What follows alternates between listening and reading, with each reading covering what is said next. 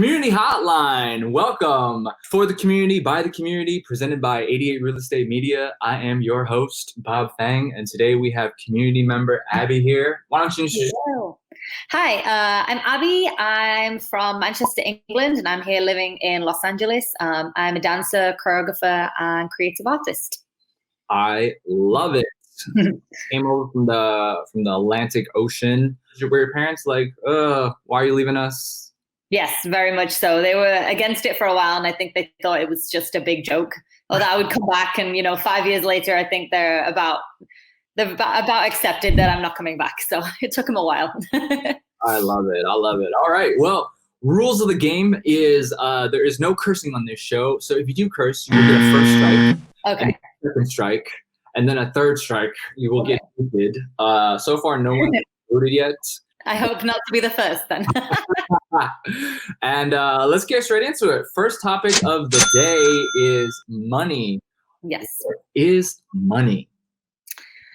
Well, money to me, I would say, is a combination of both physical wealth, as in, the money that you have in the bank account, property, stuff that you own, and health and happiness at the same time. For me, it's a balance of both. You can't have one without the other. So there should never be a focus on having a huge bank account with no health and happiness.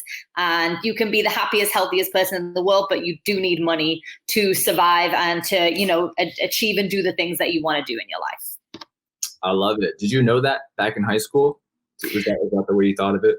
Definitely not. I was really on the health and not even health, just happiness. I was just like, I want to travel and live my life. And, as soon as I got money into my life, that money would be gone the next day. I would go to all the concerts and buy all the plane tickets and, had such a fantastic time. But as I am getting a little bit older, I'm realizing that, having a little bit of money left at the end of the month, having a savings account, having that little backup, and also, being able to take care of myself and take care of the people around me if that was necessary, is definitely very important to me at the same time. I love it. What was your first job then?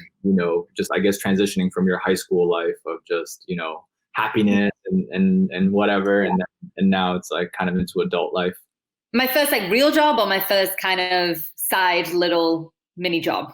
I guess the first job where you made real money. Real money. Yeah. Whatever, yeah. Funny enough, I've actually told not many people this. I actually worked on the stock market when I was 18. I was buying and trading stocks, and I think I must have talked very well in that interview, because now I know kind of a little bit about stocks and shares, not enough to ever be put in a position to work in that industry. So I must have done really well in this interview and been very bold, because I did work on the stock exchange for about 8 months and made more money than I've probably ever made since in my life. That was my first real job, but yeah, I spent it all. What were you on the London Stock Exchange, the New York Stock Exchange? What were you doing? The London Stock Exchange. Yeah. So people would call and they would ask to buy shares and stocks, and then we would give them advice about what kind of was performing that day, what wasn't performing that day. And I just laughed looking back. I'm like, who put me there? And why didn't I get fired earlier?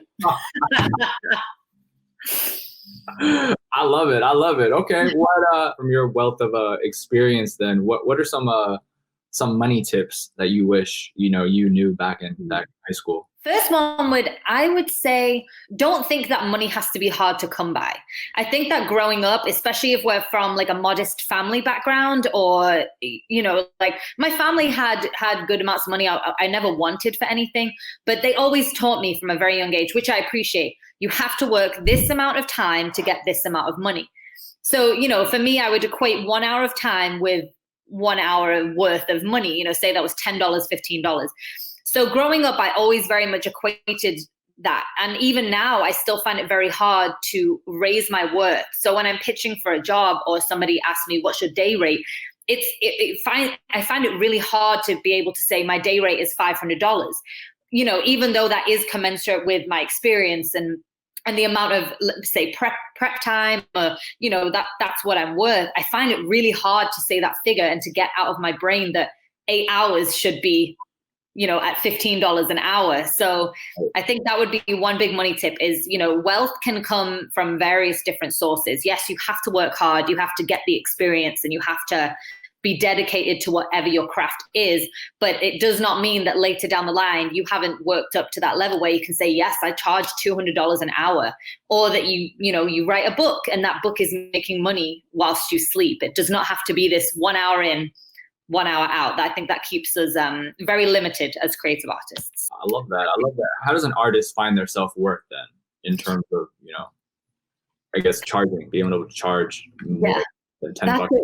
For me, it was like having that experience. Like I kept my prices very low when I first started because I just didn't feel validated in charging a large amount, or the amount that I saw other people charging that had been in the industry, 6 or 7 years.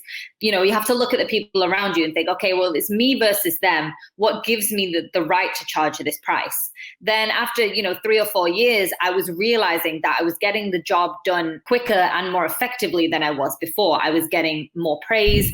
I was watching my work back and kind of evaluating it and saying, this is stronger than my work a year ago. And even just, you also see the level of opportunities that are being presented to you. When they start coming in a higher volume, that usually means that you're doing a good job.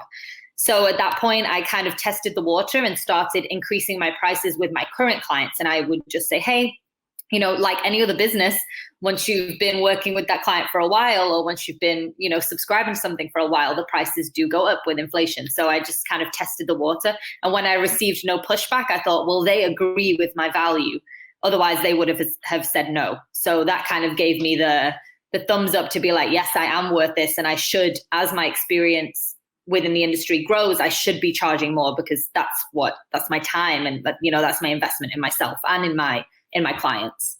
I love it. I love it. You have any like special apps that you use, or any type of technology to help you with your money? Or Yes, I use an app called Every Dollar, and it honestly changed my life. An amazing woman called Anna Dalton, who used to work at Movement Lifestyle, showed me this app about a year and a half ago, and it's incredible. It's a budgeting app. It's very time consuming when you first get it. I mean, you are literally tracking every single dollar in and out of your life, but it's amazing. And it really makes you kind of own up to the financial decisions that you're making. And if you spent $500 on Uber Eats, it will show you that you spent $500 on Uber Eats. There's no hiding from that one. So I would highly recommend it for anyone who wants to get a bit better with their finances. Do you think that's an issue, that like people just hide from like what they spend their money on? Like they just don't want to like look at it, and like why do you think that is? I definitely used to just not look at it. I think it was just easier than, being confronted with the reason. I mean, we all have to be accountable for ourselves and our choices. So for me, I would get to the end of the month and I'd always be complaining and, I'm so broke, and like, it's so expensive living in LA, and, I never have any money left, and I'm working so hard. Like, where is all my money going? But if you're going to ask that question, you have to go and find out where your money is going. And when I was presented with it, I realized that I was the one it was nothing to do with how much was coming in. It was how much that was going out. So I think it's nice to be able to ignore that. It's like nice to be able to go spend $100 on food and go out and buy clothes and everything. But if you do want to have extra money in your account, and you do want to have those better goals, you have to look at what's going out of your account, because usually that is way more the issue than what's coming in, or for me. I love it. I love it. Money tips. Let's move on to the second topic. Is education. Tell us, who were you in high school? I was the nerd, straight A student. I was top of the class, just English, math, science, everything. I was, the absolute nerd of high school. I had no social life. I was always studying for tests. Don't know if that was my choice or necessarily my parents' choice, but yes, I was a very good nerdy student in high school. Do they have valedictorians in England? We have something similar to the type. I think it was like the head, like the class head or like the year head or something. I was never that. I was never interested in having, I think, that level of responsibility, but I think I probably could have been had I pushed it. Okay. How long, when did you start dancing? I started dancing when I was 4. I started with Irish dancing, actually. And since then, it's just been a part of my life ever since. So professionally, about 5 years, but no, professionally about 6 years now. Non-professionally, since I was a little kid. Wow. How did you balance like school and dance and like, Yeah, just no social life. I would finish school and go straight to dance class, and that would be it. I would miss so many like birthdays and trips, and I just wanted to dance any hour that I wasn't in school. I mean, for me, I would have like skipped all the studying just to dance, but my parents did a good job of enforcing me to make sure I was able to do both. So I love it. I love it. Are there any, what would you say some of the biggest challenges you went through during your formal education my years? formal education. I think making the choice to pursue a creative career was very hard for me. I knew from a young age that I wanted to do something in the creative arts, but I didn't have the level of support. I didn't have any support in making that decision or feeling secure that that was something that I could pursue. I think there was a lot of pushback. It's a very English culture kind of thing they don't really understand or support the arts in Manchester, definitely not compared to like London or LA. So as far as me looking around and trying to see somebody in my community or in my school that I could look to and say, oh, I can follow what they're doing, or I can ask them for advice, that just didn't exist. So I think a lot of my education years were just very conflicting with me knowing what I wanted to do, but being told, no, you shouldn't do it. So that was definitely probably my biggest challenge during that time. And how did you overcome that challenge? I just had to make the decision to listen to myself. I mean, I finished high school and went and did like a diploma in dance. So I'd already kind of made that decision in my head, even though people were telling me, no, you should go to this other school and study actual, real job stuff. I'd already made that decision. I didn't let anybody talk me out of it. I just went straight for it. After that, I did end up pursuing a degree because, again, of the pressure from people, and also not really having gone to the best dance school. And then following that, when I came home and I'd finished my degree program, I think I was just mentally in a place of, well, I just need to try it because I'm not happy. I'm not fulfilled in this career path I'm supposed to be on. So the only thing I can do is try and see if I'm able to be successful in the area that I think I can be. I love it. I love it. Taking a chance, taking a risk. Yeah, you have to. What I guess so. Do you also teach classes as well? Very occasionally, yeah. On the very odd occasion. I used to teach a lot when I first moved to LA, but I just found that creatively I operate better in my choreography without that weekly commitment of having to teach. So maybe one day again in the future. But so you're at ML and there's you're always interacting with students, right? Yes, yeah. So what would you say are like, two of the biggest challenges kids face these days? Number one, I think, would be the presence of social media when making choices. I mean, for me, as hard as it was to like not be able to access anybody that was doing what I wanted to do, I think now it's the opposite. It's like this overload, and kids can go on Instagram and see hundreds of thousands of successful kids that might even be the same age as them and already on TV shows or doing all these incredible things. And I think that the pressure of being able to see this aspirational figure and being able to see so many people that are where you want to be may actually be more discouraging and might be quite intimidating. I'm glad that I grew up without social media and not having all these other people to compare myself to, because when I went to dance class, nobody was filming each other. We didn't go and look on Instagram and see 15 videos that night. If you sucked, you just went back the next day and was like, well, I'm going to suck a little less today. I'm going to keep going. Now it's like the kids are being raised with this idea of perfection, which is not at all what it should be. Did you ever go through anything like that? Trying to be perfect? Definitely, yeah. I mean, when we didn't have social media, but when I was growing up and I wanted to kind of go to these dance schools that I really knew were the best schools for me, you receive the brochure, and instead of having, people at all different stages of their development, they only show you, like the people that have already graduated and have gone on and done these shows. And even the videos, like when you would go to see the presentations or you go to the open days of the schools, you would just see these finished products. And it's so hard as a young person to look at that finished product and not be intimidated. There was 2 schools that I should have applied for that I didn't apply for, because at the time I just told myself, there is no way I'm as good as this person. But how would I have ever known? Because the person they were presenting to me was a molded version of the end process of being through this 3 or 4 years of training. So yeah, that was a challenge for me for sure. When I look back, I wish that I'd just been fearless enough to just apply for all the schools that I wanted to try. Okay.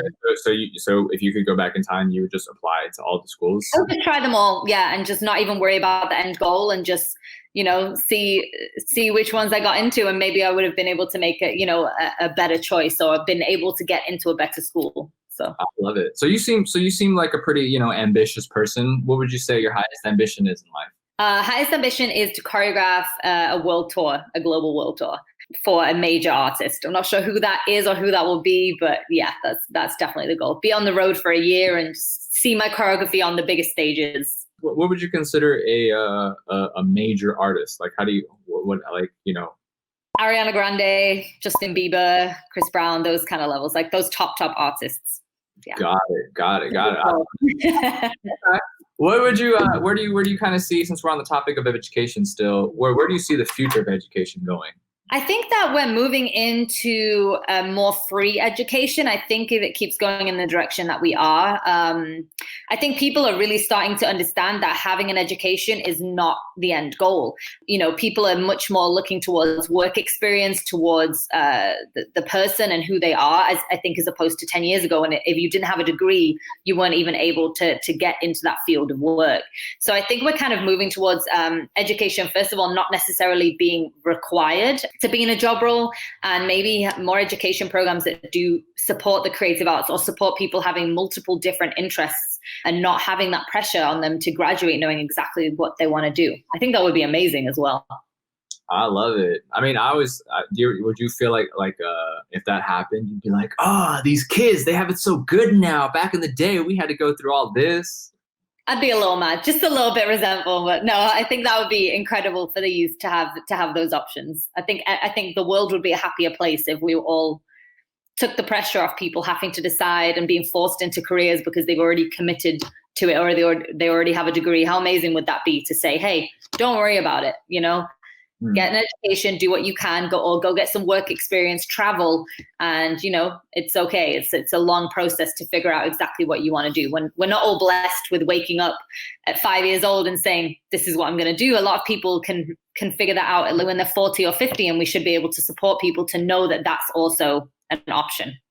Of course. So you've been in LA for how long now? 5 years, 6 years? 5 years. 5 years in September will be my 5-year anniversary. Yeah. Okay, congratulations. What are some lessons that you've learned, during your times here? Let's share two lessons that you have. Okay, that's a good one. There's so many. My first lesson would be, if you want something, you can do it. I mean, I moved here with no car, no job, no friends, nowhere to live. I mean, 2 suitcases. And honestly, I know I and everybody around me thought I was going to curse them, but I saved myself. Crazy. I didn't get my strike. I know that everybody thought I was insane, but when I moved to LA, the only thing I had in my head was, you just have to stay. Didn't matter what I did, where I went, how I made money. That didn't matter to me. I just realized that if I was going to stay, I had to commit to staying and not letting anything send me home, which I'm so grateful for, because now I've watched so many friends go home during this pandemic and move back home. And it's like, for me, that has never been an option. I had so many things happen to me even in the first year, like the housing I was in, I lost the housing I was in, finding a job for the first time, feeling lonely. I went through a breakup in my first year in LA as well. And how many times I could have ran back to England and just said, this is too hard, but I didn't. And now, now I wouldn't even consider going home, even during a pandemic. So I love it. So just staying and not leaving. Yeah, just having that commitment to yourself that you're going to give it a fair shot. I mean, for me, moving to a different country or even to a different state, you have to give it at least 3 years to really allow yourself to see what you're capable of. Moving somewhere for a year, I just don't think you ever will be able to build that community and that foundation that you might need to get to where you need to be. So I think if anyone is thinking of moving somewhere, don't have, I'll try it. There's no such thing as trying it. If you're moving, and that's it. And if you're going on a vacation, you're going on a vacation. For me, there's no in between. Anyone I know that moved here and said, I'm going to try it, and they're not here anymore. They've gone. So LA is a hard place to live. You have to hold on with everything that you have to stay here, but it also pays off in the end. So. I love it. If you could do your, since, I like the practical side when you said someone has to come here for 3 years. If you could do your first 3 years again in LA, what what would you attack every year to be, to speed up the process, I guess? See, I would say, looking back, the thing that I think if I would have removed it, I would have been further along, would have been like the partying, like the social side of it.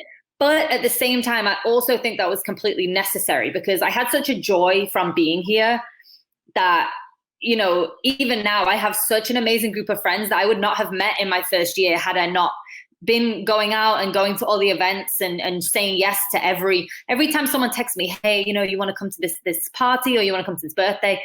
I was in LA, I had no friends. I would be like, yes. And of course, I did spend a large amount of my time in the first year or two doing that, which in hindsight, of course, if I would have been a bit more focused and said, I only have one night off a week or one day off a week, and the rest of the time I have to be focused on my goal and being dance class and all that stuff, then I'm sure I would be a little bit further along. But at the same time, I was building my community. I've met choreographers then I met people in my industry then at parties that I still know to this day that now we do work together, that maybe I wouldn't have had that connection with had I not been open to just meeting people around me. So I think it's a balance, having that social time, but then also staying focused on the goal that you came here for. Got it. So first year, you would just basically say yes to everything still and just meet people. Okay. So now you've met the people, built your community. What's the second year look like? Get involved. I would say, especially, and I'm speaking as a dancer, but whatever your creative industry is. So for me, there's a lot of local shows that happen around in Hollywood and West Hollywood. People need dancers for those shows. It's an unpaid show. Say yes. Say yes to everything that is presented to you the second year. If someone wants you to come over and assist them, or say you're an artist and someone invites you to an art show, say yes for the second year. Like, immerse yourself into the industry that you want to be in any possible way, even if that means buying tickets to a show and you think, oh, that's $50, I should save it. No, go to the show, go to the bar, say hello to the people around you, say, hi, I'm new, I love this industry, what do you do? Just kind of just throwing yourself into it with everything that you have. Got it. I love it. Get involved. Second year, get involved. What's the third year? Second year. And the third and final year, or the 3 years in? Third year, get started, get focused. If you decided you want to be a dancer, start audition. I mean, you can obviously start earlier. I'm just speaking from experience. For me, I needed that 2 years to kind of build my foundation. Get your apartment, get a job, get some money coming in. You have your friends now. You already know some people in the industry. Third year, get to work. If you want to be a professional dancer, start auditioning. You want to be a choreographer, start finding local artists, start meeting them, start making concept videos to songs that you like and putting them on Instagram and tagging people. I'd say the third year is where, step it up. And if this is what you came for, then that's the time to really bullet speed towards it. I definitely did that in my third year. I felt secure enough with everything else around me. So. I love it. I love it. Thank you for sharing all those education tips. All right, let's move on to our last and final topic of the day, which is love. Okay. I think that's a hot topic. I think Disney, just personal opinion, I think Disney kind of messed it up for a lot of people. Messed it up for everybody. What is love? Let's start. It's such a hard question, but something I've been debating on a lot actually during this quarantine. Love to me is unwavering, unconditional support for the other person. It doesn't matter anything else but that. If you love somebody, or if you have love for another person, for something, for an idea, anything, you have to show it, or that person 100% unwavering support, even when it's something that may not be the best for you. You have to set people free and let them do what they need to do to thrive as for them and for a person. So that would be. Do you have an example of setting someone free? Did you set someone free? Funny enough, I was laughing when this happened the other day because I thought I'm going to have to bring it up to you. I actually just ended a relationship 2 days ago. Literally, we've been together for about 2 and a bit years. Love him very much. He needs to work on himself. It's that simple. I've put in the work earlier, which is nothing against him. It's I'm already healed for the things that I needed to heal to be a partner to somebody else, and he is not. And he's not going to be able to do that in a relationship. He has to be alone and work through these things alone.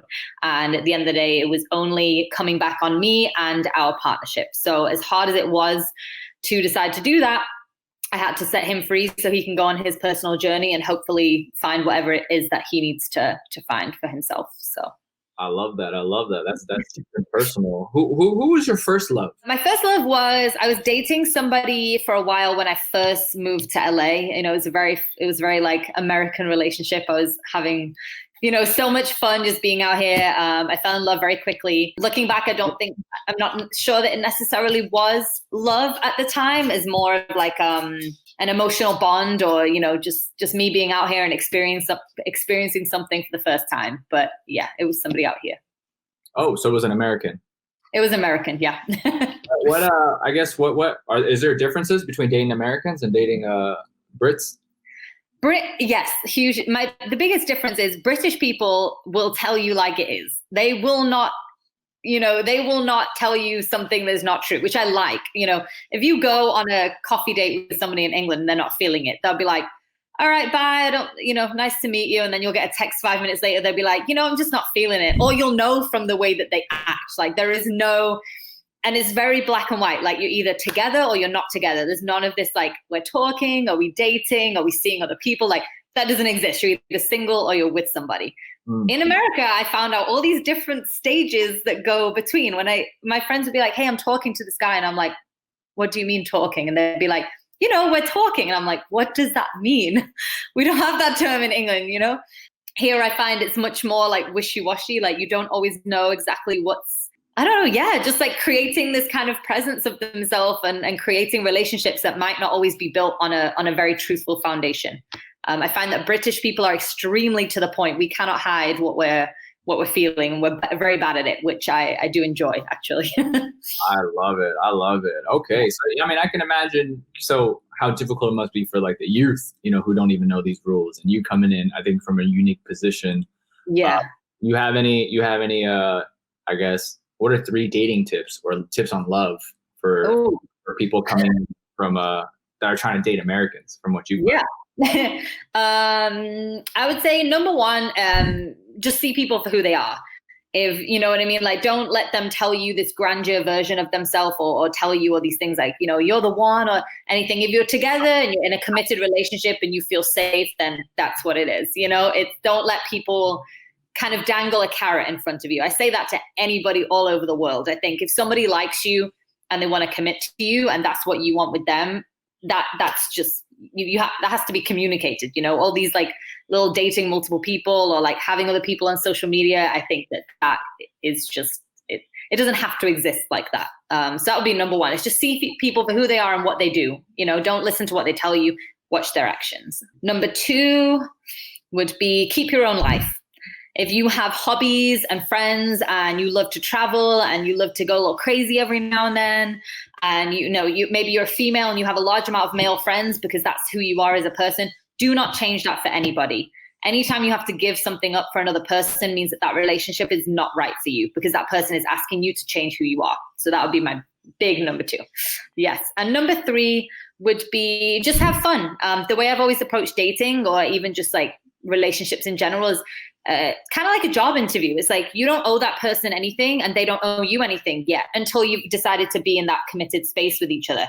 I find a lot of my friends out here that have this really aggressive stance on dating, like, well, he didn't text me back or like he texted this person. I just think let people be free. Like I said, it kind of goes back to the first one. People will show you who they are. If you want to date, just have fun with it. They don't owe you anything yet. You don't owe them anything yet. Relax, let them show you who they are as a person, show them who you are. And if that happens to progress down the line, great. And if it doesn't, don't hold resentment on men, women, and hold this anger of men are ridiculous or women are liars, you know, all the things that we hear in the media. It's not true. It's just 2 people who maybe didn't work out but weren't very good at communicating to each other, that it just wasn't right. So yeah.